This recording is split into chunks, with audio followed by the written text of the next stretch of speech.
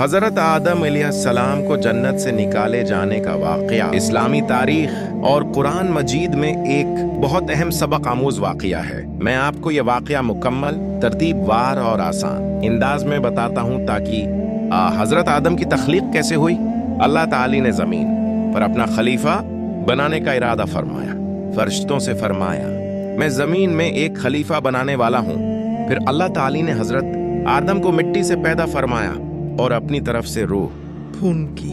उसके बाद फरिश्तों को हुक्म दिया कि आदम को सजदा करें। तमाम फरिश्तों ने हुक्म मान लिया, लेकिन अब्लीस ने तकबर क्या और सजदा करने से इनकार कर दिया।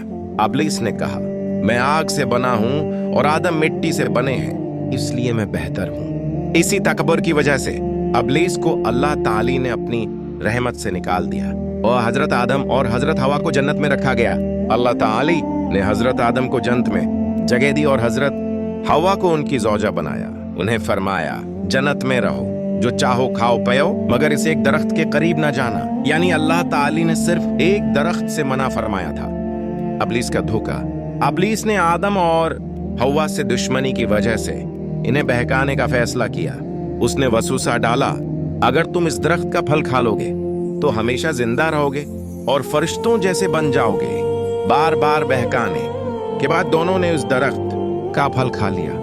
गलती के बाद क्या हुआ, जैसे ही उन्होंने दरख्त का फल खाया, इनका लिबास उतर गया।